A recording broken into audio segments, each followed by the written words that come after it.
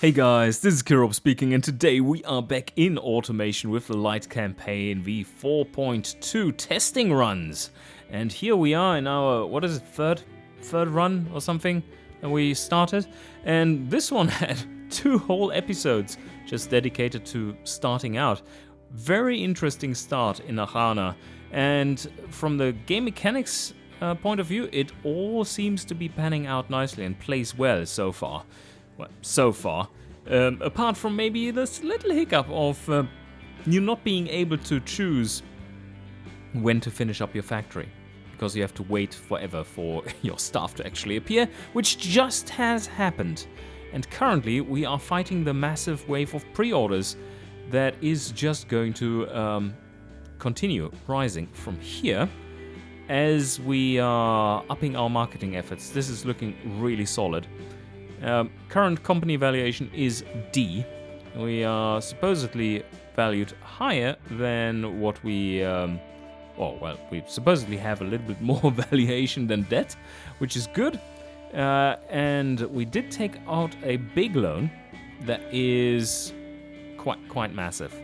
So loan repayments remaining are pretty big, over 100 million. But yes, if you want to stay ahead of the curve, you need to facelift. So let's get into doing that. Once we see, let's wait another 2 months and just see how sales are progressing.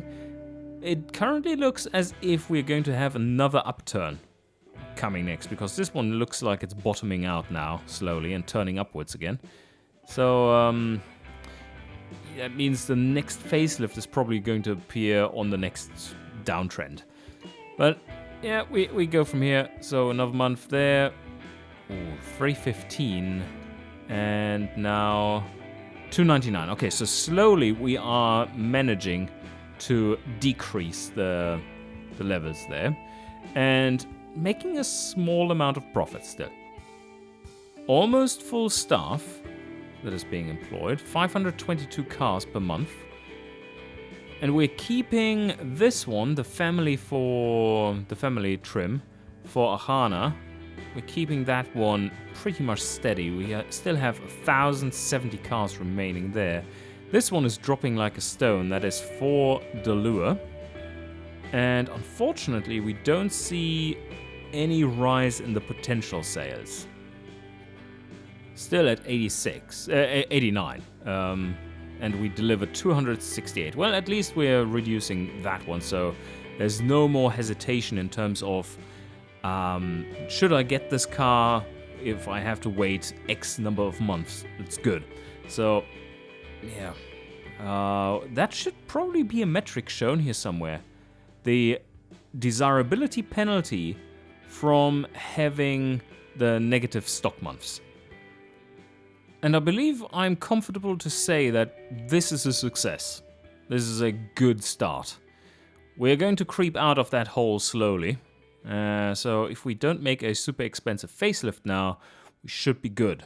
And we need to start that sooner rather than later because we can continue to optimize costs. But first, let's see if there's any tech awaiting us that... Ooh. Yeah, already gained lots of score there. If there's any tech waiting for us that we would like to include, automatic locker. No, don't need that. Oh man, yeah. As soon as we get this one, we probably do want to make a. That's the heads, cylinder heads, aluminium. I think we do want to make a family that is mixed materials. Reverse flow mufflers, of course, excellent if you want to keep that loudness down. Standard AM radio. That is also a biggie. For Ahana at least. But we are nowhere near that. Automatic drivetrain, and that will be the 2-gear. So, yeah. I think we can make a facelift now. And that will already have a big effect on the interior and entertainment pricing. As they had a year and a half, no, 2 years, actually 2 years and a half to come down in price. So that's good. Let's go in here and make a quick facelift. I think we are going to keep these 4 trims because they are working for us. Ah, look at that! Look at that, that's new. I think Isaac put that in today, the day of recording, right before the actual patch is being released. Yes, this is a car that can't be edited, and so it then tells you that, well, you can either look at it or make a new facelift, because it's not entirely clear to people that you actually do have to press this button to continue on with this. So yeah, new facelift. And then we tick all the cars, it does that for you. And now we do just my simple naming convention and put a 2 everywhere. It's so creative. But before we do go into these cars, let's see what we can do with the engine. A new engine facelift, there you go. And that will be activated. Agree and agree.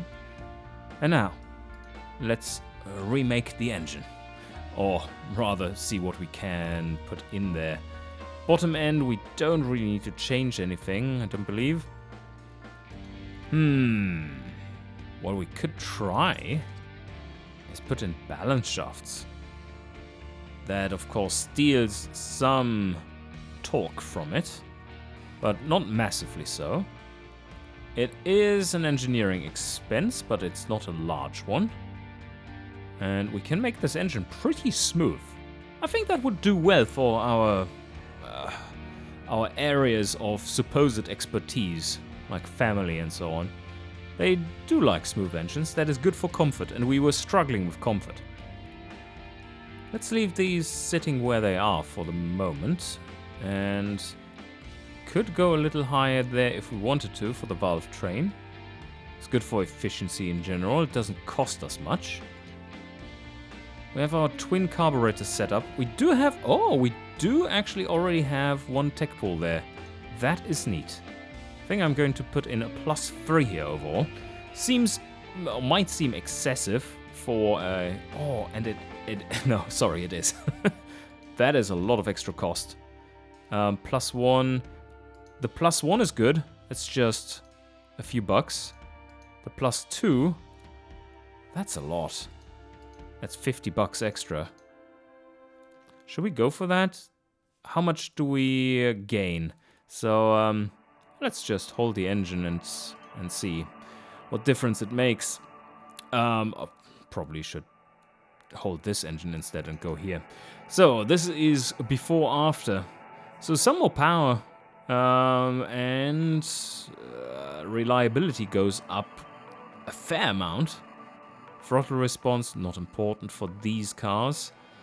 And then we have efficiency slightly up. Cost 50. More production units as well. But I think it's worth it for the reliability overall. Going with an even leaner fuel map.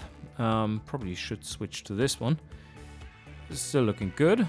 And we are on the retarded side here. I think this one is new, isn't it? That it says ignition timing map now. That you can slide between retarding it and advancing it further.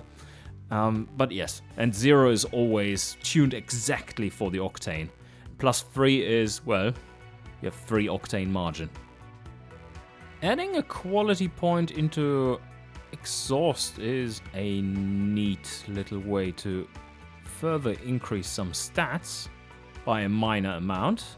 Loudness, for example, while not costing much. This is all looking good. Maybe even 1 extra. Yeah, I like this. I like this. Very good. Let's go with it. Sign this one off, and now we somehow need to remember exactly that for the other engine. Let's update this one as well. So balance shafts and 85. That was the change that we made. Another +1 in top end quality. +2 here. And then exhaust +2 as well. And there's some more potential compression in here as well. Let's put that in. 16% efficiency. This is the Delure build, of course. And I think that's fine. Can we rev it slightly higher? Yeah, no problems with this. The carbs are happy, the intake manifold not so much. Let's see if we may need to make it a little larger. Oh yeah. Yeah, it's a little bit more power up there. You can see the torque rising, while not really costing us much else. And I think 40 here is probably a little high, considering that we're now aiming for the family market there too. So 15, that's better, yeah. That has cost us a lot of power though. But what can you do about it? Now let's take a look at the engineering. Just check that both engines have this. So 222. Let's go back to this one. 2, 2, and 2. Yep, yeah, indeed. That is all synchronized. And now that is... Wow. Yeah, that's good. That's really good. We can put in some extra months into... Ooh. Yeah, okay, this one at the moment doesn't cost us anything. Let's do the car first and then set this up. Because I believe the car will be the showstopper. Wow, the competitors are so damn competitive now. Look at that. They have, in the family segment, they have a drivability score of 51. Whoa, that's quite high. Well, we can also go for 51 if we go for 2-gear. Well, that's not really giving us anything else though. It's a car without power, so 2 gears are kind of fine. But 3 are 50% better, aren't they? Oh, can we make a sub 10 liter car? Yeah, if we wanted to. But maybe we can put some quality into aerodynamics so that we finally can break 120 kilometers an hour. Oh, we do have the manual loco, of course, available, but we've already had that available to the other trims, so there's no change there. Not going to change anything on the quality here. It does too little, adds too much... Yeah, too much production units? No, production units are fine. Like, no, but 1 production unit. More of that. Let's see what difference it makes. So basically none. Yep. Not worth it. Okay. We can go for slightly larger tires. That gives us some more maximum size. And I think I'm going to use that to get some more drivability. And it looks like we have been pushing it upwards, seeing that camber setting. So what I'm going to do is overshoot. That is what I wanted to do initially as well. Overshoot and then bring it down again. Yeah, the sportiness. We're going to be a killer sports car soon enough. The brakes. We do need some more braking power up front. Quality. What can we do? Ooh, yes. The prestige. Wow, what a massive... What? That's a massive effect on fuel economy. How much are we actually taking out? Let me see. So let's hold the car, up it up by two here. That is yeah, well, so 0.3 liters per 100k. How much does it cost?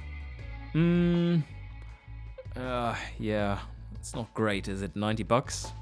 And wow, the production units. No. That is no longer a cheapo production. How much does it affect the top speed? What? Holy. Okay. That is impressive.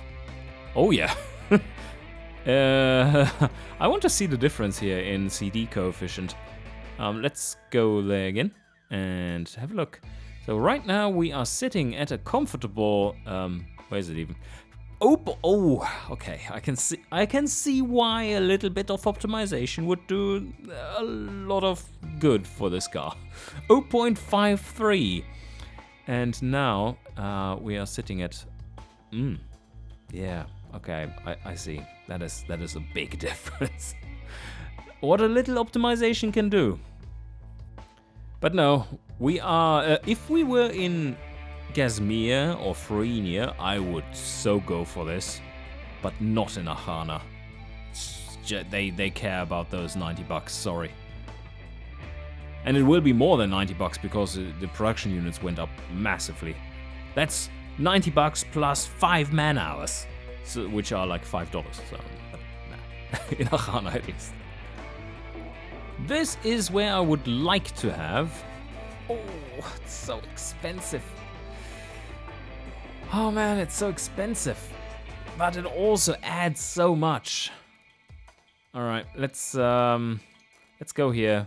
Hold that car and go here and add premium interior. Oh, premium entertainment. Like, look at this difference.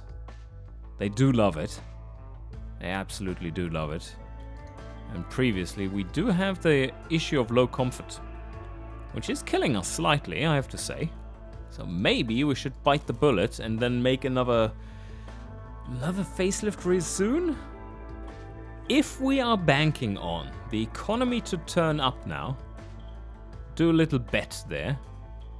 Oh no, reliability though. No, I'm good. I'm fine. I'm fine. I'm going to go with this one.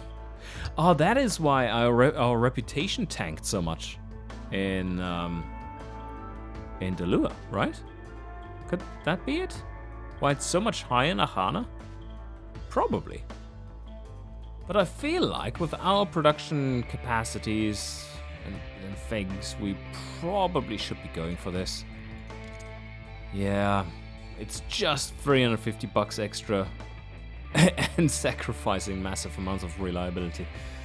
But we do get rid of the penalty, and that one, the penalty is going to up because the competition on average moves up in how much comfort they are providing.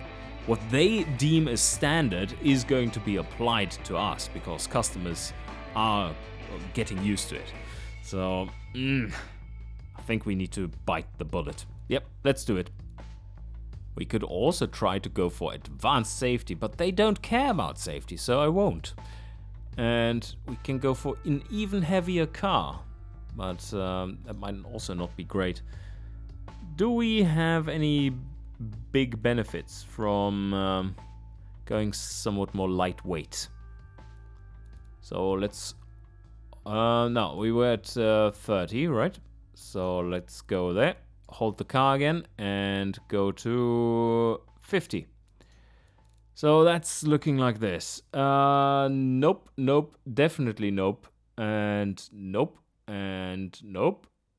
This is just bad, isn't it? Yeah. Ah, that's another good thing. Yeah, we're making it heavier by strengthening components and stuff. So they do like their rugged cars in Ahana. What is really cool is how you can now tune the steering behavior by weight distribution. You see it live changing there. That's so cool. Before, after. Of course, that's not how you in general should be tuning it. But for more performance-y cars, definitely go for it. Yeah, close enough. Almost 50 drivability there. 98.4. Yeah, I don't want to sacrifice any more of this, I believe. Like that. Nah. Doesn't get me close enough, really. So you might be wondering, why don't you try to get this exactly right? Basically, the answer is running costs. If you have extreme camber values, the tires are getting ground down while using them on the road, and more so than if you use less camber.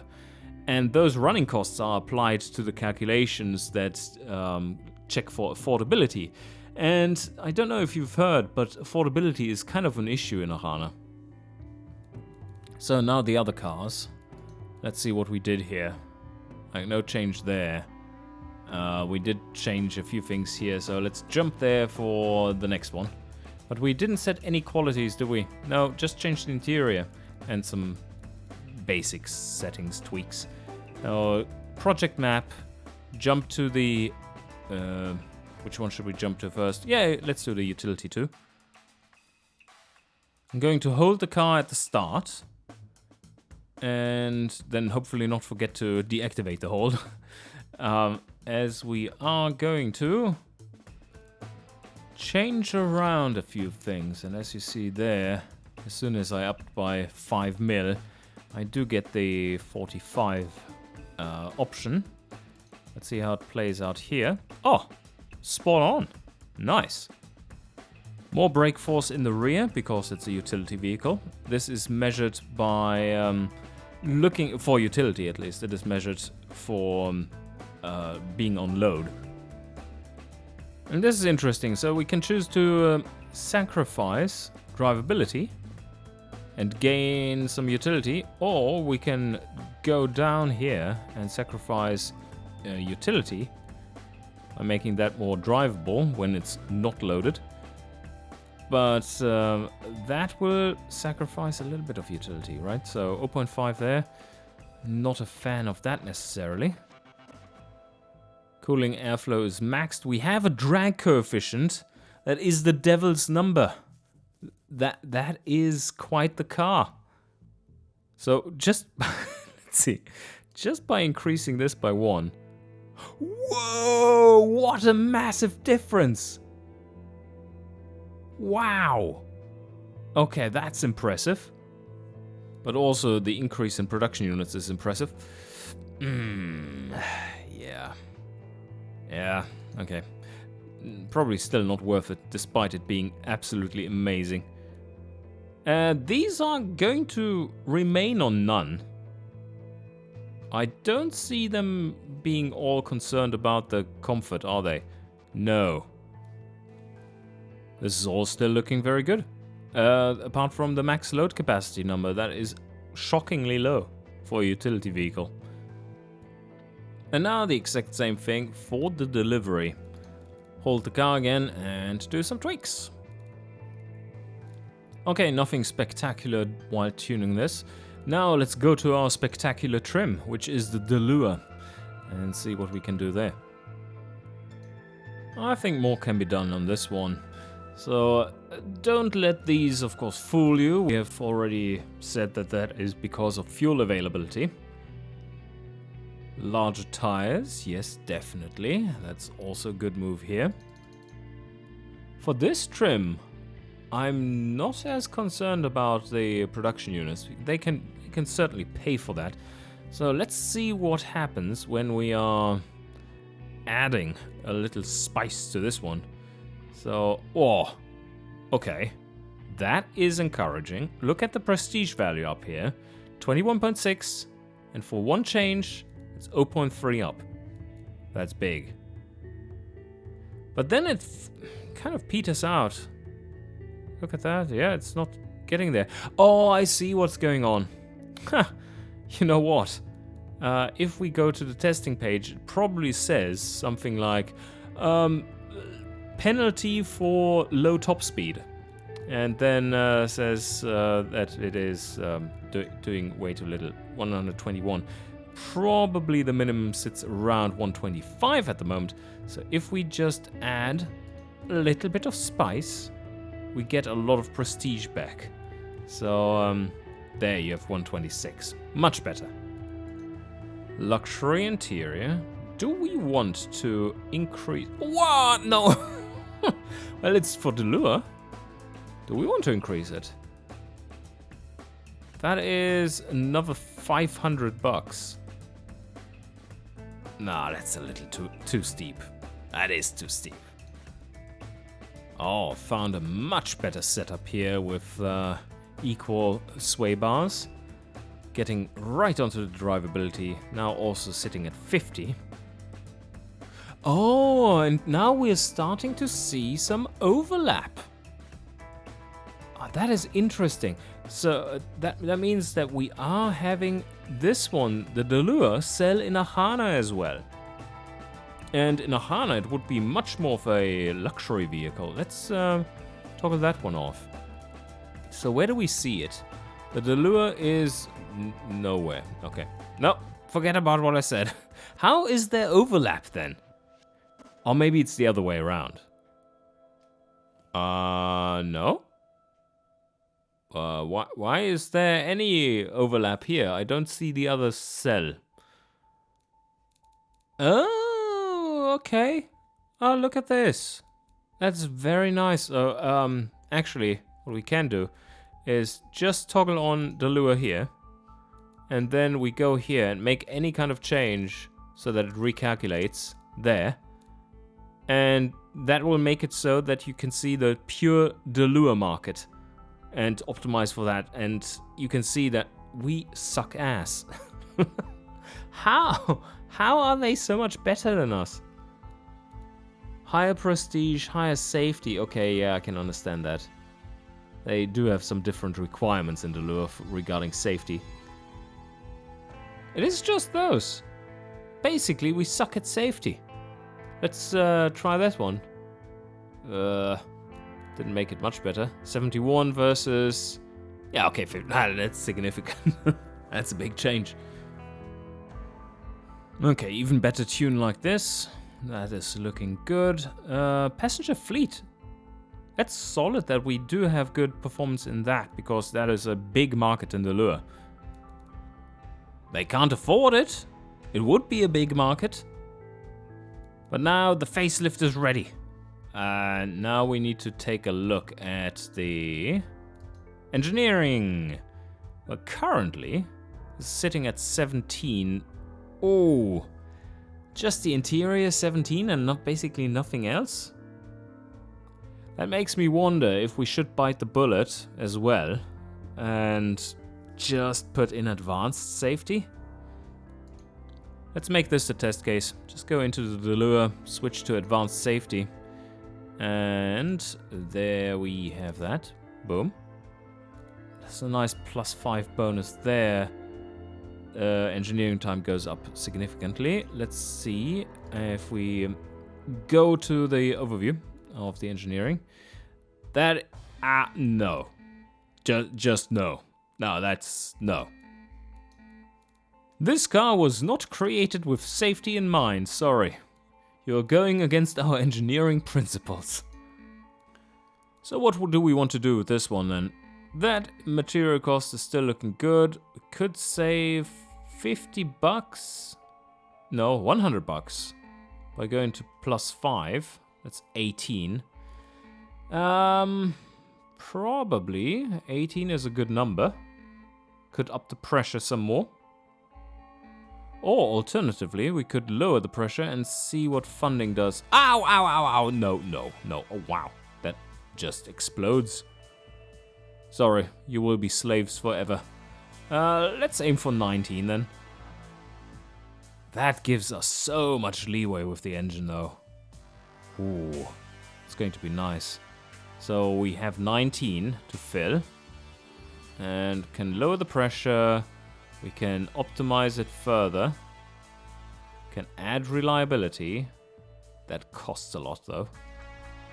And then we can up the automation. Oh, nope, that is a little too much. There, 19. Okay. Overall improvement. Yes. Very good. Just for 3.7 million, I think that's worth it. We're not going to upgrade the building. Or, like, do maintenance on the building. It's way too early. And now, let's see. 200k. If we up that, that is a big change. Lots of new machinery bought. Does that improve the average total costs? Yeah. Not enough, does it? Like 40 bucks, that's not worth it. Nah, you know what, I'm going to leave it as is, so no need to change the major tooling either. Complete the design, continue on. Now the car factory. Let's see what we can do here. I don't think we need to do anything. We do have the staff now, finally. No changes here. Automation levels are fine. Yeah, all looking good. That number could be a little higher, but yeah. It's good enough for now. So, let's see. Forecasting tool. What do we have here? Well, still seems off, but these numbers are now also off. Ah, look at that. with the 40% margin that we had before, we're now producing them at slightly lower costs. Well, not the Family 2, that has gone up in costs because of our new interior. And that makes it more competitive, in the long term especially. But yeah, so let's put this one back to 12k. And these can be a little bit more competitive at $250 less. For Ahana, that makes a decent amount of difference. And, oh, wait a second. We did want to adjust something that I did not adjust. In the car factory, we do want to change the shifts. So you no longer want to run just those shifts. That's nice and cheap, but I think we can go for slightly higher costs here. $50 extra for some added max production. It's probably good. And now I can start to add some worker quality. 5 months wait time? But that is just 1 month, so... Ooh. All right, okay. Going to shaft a few people here. Throw them out. We need higher quality workers, not you. That was all the letter said. So let's try this. We can run 1 month, one shift right from the start, so that's not the problem. The higher worker quality really has made a dent in this one. So it has become cheaper. Cool, that is all pretty much in line. Very good. Still don't have to trust these. Well, we haven't recuperated any of our losses so far. No, we have. Like, we are equal with recuperating our losses so far. So it's right on target, I would say. We have recovered our loan so far because we're still exactly at 100 million. Oh, okay. That means we can... Yeah. Right, okay, this one just limits you if you have less than 50% staff employed. Okay, so you don't see the bar until full employment there in the factories. That's fine though, and we don't need a loan for this one. They really want to give us one though. 3.75%. Loan costs have gone down a lot. But no, this project doesn't cost anything. So 6.4 million, 19 months. Nice. Let's sign it off. By the way, for 4.2 we have fixed the insane costs of facelifts. There was an issue with the calculation there somewhere, that it wasn't subtracting previously paid costs or whatever. And yeah, that was rough. Now it's much more in line with what it should be. Very good. And we have indeed put a lot of extra effort into this engine compared to before. Sign off the projects, and there we go. That was looking good. Should we try to stockpile any? No, we can't is the answer, because they are constantly running the same shift count anyway. You can only micromanage them by turning them off, but then you also pay for the staff that just sits around. The pricing won't change much. Well, I think we can just leave it run. And, yeah, well, most of these are still way up there. Ooh, well, that's a problem. We have to at some point stop the pre-orders probably, because otherwise we will have to refund everyone. That is not going to be nice. But I think that should be it for today. I hope you enjoyed, and see you guys next time.